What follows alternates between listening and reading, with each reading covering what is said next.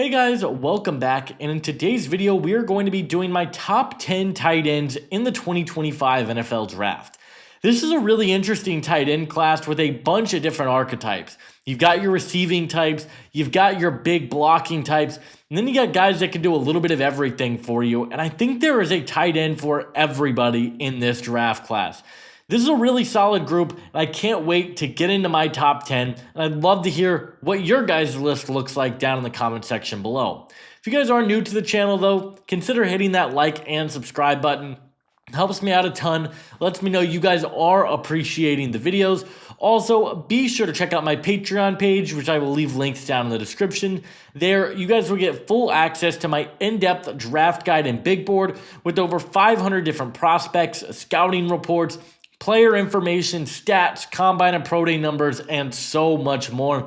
It's one of the best resources available on the market. And if you guys do enjoy my NFL draft content, I highly recommend checking it out. Before we get into it, I want to shout out a couple of guys that just missed the list.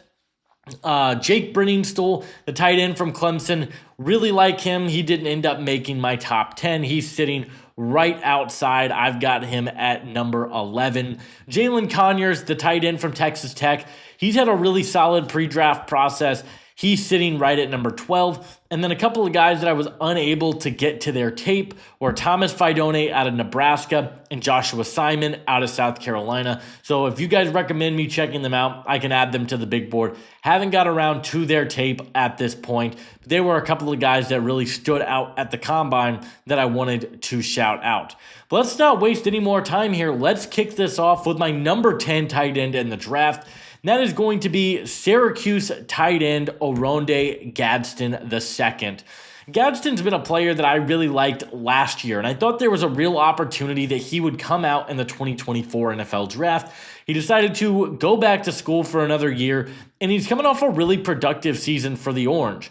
We knew Syracuse was going to try and pass the ball a lot this season, and Gadsden finished the year with 934 yards, 7 touchdowns on the year.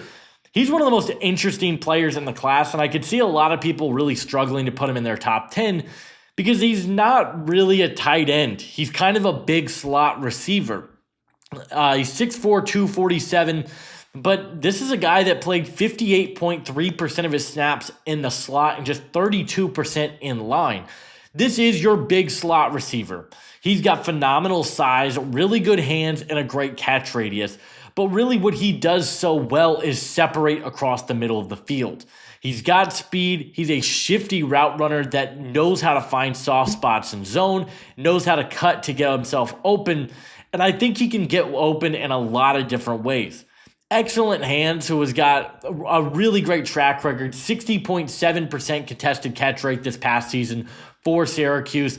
He is 247, so he's actually gotten a lot bigger than where he was last year, and he's starting to fill into his frame as a tight end a little bit more. But he's going to have to be a better blocker. That's just been an issue with him throughout his career. He is not going to be this elite inline blocker. That's just not his game.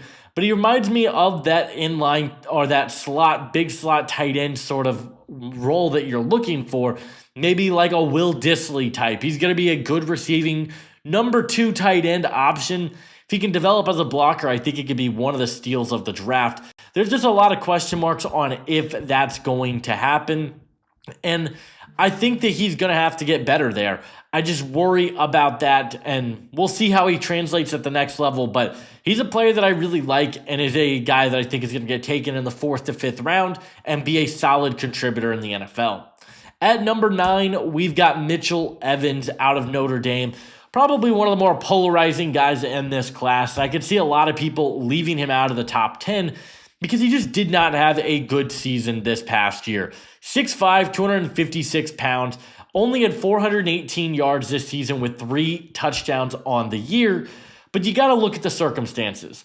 Mitchell Evans is coming off a season where he missed a majority of 2020, the back end of 2023, I believe, with an injury. So he's 1 year removed from an injury. He's still getting healthy, and he's in an offense that really wanted to run the football. Notre Dame had phenomenal running game, Riley Leonard. You obviously had Jeremiah Love. And this is a team that wanted to pound the ground. And Mitchell Evans, just his numbers took a dip this year. There's no beating around the bush there. ACL injury in 2023. He was never the most athletic player. He ran a 4.74 at the combine, which I think is a solid number for him, to be totally honest. But he is a solid player, and when he's at his best, this is one of the more underrated tight ends in the class that would probably be going on day 2 if it wasn't for the injury. Really strong hands across the middle of the field, a guy that had a 72% contested catch rate this past season. Great size, as we mentioned, 6'5", 256 pounds. He's a really smart, high IQ football player. Knows how to find the soft spots in zone coverage, great strong hands, and he's a really good blocker. If he can get his hands on the rep early, he is a guy that can control the rep at the line of scrimmage. Great hands, great hand placement for the position, particularly in line, where I think he can be a solid contributor in pass blocking. Another guy that played a lot of his snaps as a big slot, but given his skill set, I think he probably can play in line at the next level. He is not the greatest athlete. He's not super twitchy or anything like that. But I think he can be a contributor in the run game, and he's a great red zone target. He knows how to win those 50-50 balls. Right now, there's 70-30 balls for him, and he's just a strong player. You got to think that 2 years removed from the injury, he will be better as a rookie than he was this past year, and I think he's a guy worth throwing a dart at the early part of day 3. I think he's a talented football player that is going to end up having a solid NFL career. So I got Mitchell Evans at number 9. At number 8, it's going to be a surprise to some people, but Jackson Hawes from Georgia Tech is my guy in this draft class at the tight end position. And I know what you're thinking. The production's terrible. The numbers aren't great. And what I would say to that is, you're right. He had 16 receptions this past season, 195 yards, 0 touchdowns on the year. He also had 2 drops. This is a guy that is just not a great receiving tight end. That's not his game. But no one is drafting Jackson Hawes to be a great receiving tight end. That's not what you're getting. He is the best blocking tight end in this draft class, and it is not particularly close. He is an absolutely phenomenal blocker. As an extra run blocker, he's got athleticism to climb the second level. He hits really hard, he's powerful, wants to plow defenders into the ground, and he's just a powerful blocker. He gives you versatility to land blocks in line, in space as a slot weapon, and I think he moves well off the line of scrimmage. He's got a quick first step, which was reflected, a 1.56 10-yard split. He's a pretty explosive player, which I think gets underrated. He is not the greatest athlete in the world. He's not super twitchy. He's not an elite route runner. He doesn't get open very well. And his usage in the receiving game is going to have to get better. You have to be able to give a little bit as a receiver. And right now, it's just not really tapped into. He started his collegiate career at Yale, ended up at Georgia Tech this past season. Only played 1 year for the Yellow Jackets, but he was a contributor for this team on the ground. He was a phenomenal run blocker, was a huge piece of a really good running attack that Georgia Tech had. And I think he's going to be a good NFL player. He has all the traits that you want in a blocking tight end. Tip Ryman was really solid for the Cardinals as a rookie. Was drafted to be that blocking type tight end.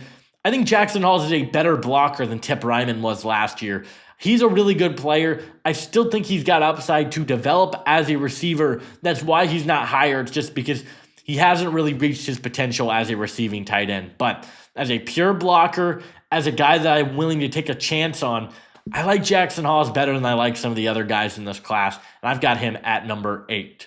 At number 7 in this class, it's going to be Gunnar Helm out of Texas. A really tough evaluation with Gunnar Helm because I think he's a good player. I really do. But he didn't have much production out of this past season. I know he didn't test well at the combine. He ran on a sprained ankle. I don't really care about that because if you watch him on tape, he's really athletic. He's a guy that Texas loves to run these like leaks across the line of scrimmage where it'll be a play action. The tight end will come across the formation, and it's an easy dump off pass for the quarterback. They did it a lot with Jatavion Sanders, and they did it a lot with Gunnar Helm this past year, almost like a tight end screen. And Gunnar Helm is really, really good at that. He can catch the ball in space, make plays happen after the catch, and I think he's a really smart football player. I like what he does as a blocker a little bit more than what most people are going to give him credit for. He's a solid run blocker, and he knows how to land blocks, get up in space, has good hand placement, which I really like. He's not going to be an inline blocker. He's 241 pounds, but I think there's a lot of different ways you can use him. He's got reliable hands. I think he's a pretty solid route runner, but that gets into my biggest concern with him. He feels very scheme specific right now. We mentioned Texas really used him on that tight end screen a lot, and that was kind of it. He didn't have this versatile skill set where you could use him in a whole bunch of different ways, or he was running routes consistently. He's not really been tapped into as a route runner at the tight end position, which does worry me a little bit about his overall upside, but I'm still a fan of his game. I think he's going to go in day 2, and he's going to be a contributor. I think this is where the run of good tight ends really start, and guys that I think can be number 1 tight ends in the league. Gunnar Helm is one of those guys. I like what he brings as a receiver, what he brings after the catch, and he's still got a lot of football ahead of him. Like I said, only played 1 season as a starter at the college level. I think there's a lot of potential here with him, and I've got him at number 7. At number 6, we've got Terrance Ferguson. The gap between 6 and 4 is, I think, maybe 1 spot on the board. Let me confirm this because there really is not much of a gap here. I've got Terrance Ferguson at number 83 on my big board, my number 5 tight end at my number 82, and my number 4 tight end at number 75. So there's really not much of a gap between these guys. Ferguson had a really good season this past year for Oregon, and he's been a productive player for the Ducks over his collegiate career.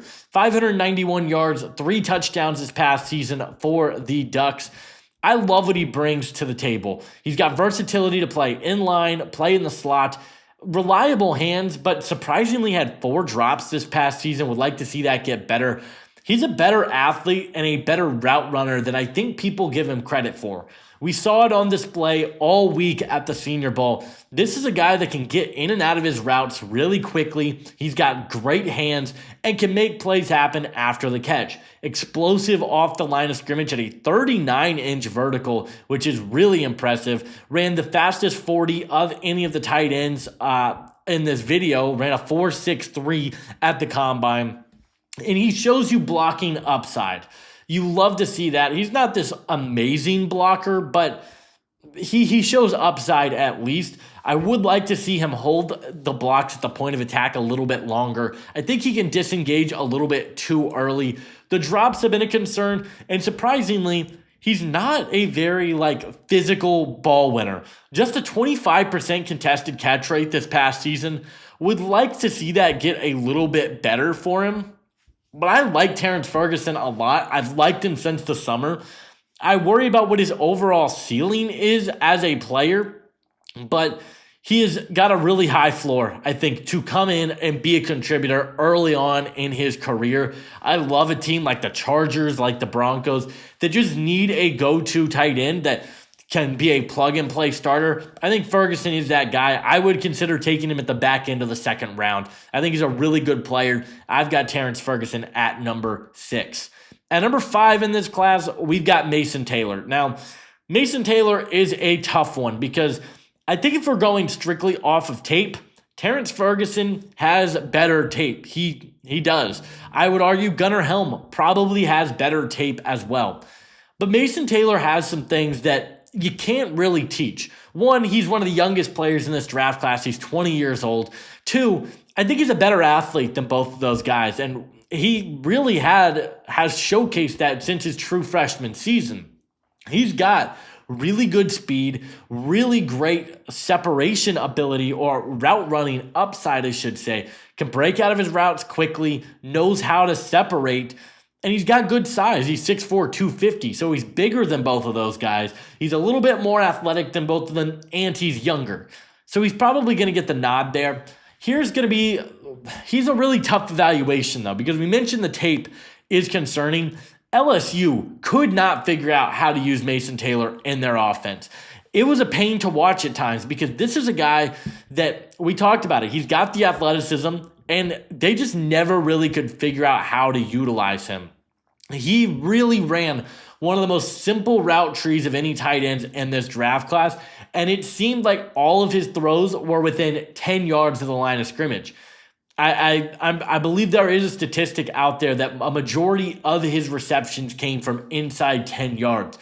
He isn't a guy that's pushing the ball downfield. Now, I think he has that skill set. LSU didn't tap into that. He also can be a little slow when breaking out of his routes, which I think could need to get better.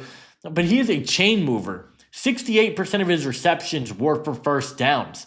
He's a really good player against zone coverage where I think he is so smart and knows where to settle in zone, and he gets his hands up ready for the quarterback. He's coming off a solid season for LSU where he had 546 yards, 2 touchdowns, under 10 yards per reception though. I don't love that number. I think his upside is higher than the other guys, but he's going to have to work on being more of a threat downfield and being more physical. At the catch point, he had a 50% contested catch rate this past year, but on tape, there are a lot of times where it doesn't feel like he has that physicality to go up and get it. I think the traits are there. I love his upside. I love the football background. His dad is Jason Taylor. His aunt is Joy Taylor. Take that for what you will. I believe his uncle is Zach Thomas as well. So this guy lives and breathes football. He's young. He's athletic. I've got him at number 5. We'll see if he can develop into being more than what he was at LSU, because I think overall kind of had an underwhelming collegiate career, but I'm willing to bet on him. I've got him as my number 5 tight end. At number 4, we've got Harold Fannin Jr. I'm just not going to quit this guy. I'm not. I know a lot of people are going to be out on him, and stay on that side because I've been in the Harold Fannin cult since the beginning of the year. I believe when I did this video over the summer, Harold Fannin was my number 3 tight end in the class, I want to say. I love his game. I really, really do. And a lot of people are going to talk about the testing numbers. He ran a 4.71, a 1.56 split. What I have to say about that is I didn't think he was a great athlete on tape. I just didn't see that. He is a little bit small for the position. He's 238 pounds. He doesn't have the greatest quickness off the line of scrimmage. I thought his burst was pretty underwhelming.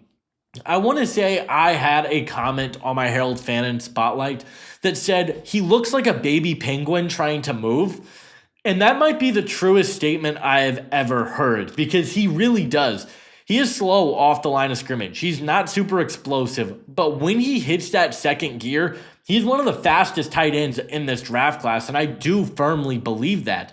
He has phenomenal hands. This is a guy that has some of the most jaw-dropping catches of not just tight ends, but receivers. 0 drops in 2023. He had 4 in 2024, but when you have 117 receptions for 1,500 yards and 10 touchdowns, I will live with 4 drops from him.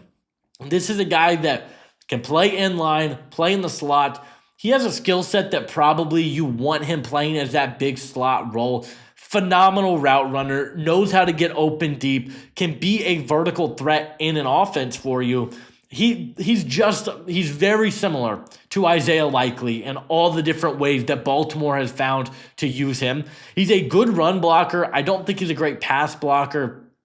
And this guy's usage has been unbelievable. Bowling Green has found ways to get him the ball, and he has produced at an exceptionally high level. I love this guy. I think he's going to be a good NFL player. I hope my Colts take him in the second round because I think this is a guy that people are going to overthink it with. Yes, he's not the most explosive player in the world, and he does tend to slow down when breaking out of his cuts, but he does so many different things from the receiving aspect of the tight end position that not many players in this class do outside of a couple that are ahead of him. And I think he's a special receiving tight end. I've got Harold Fannin at number 4.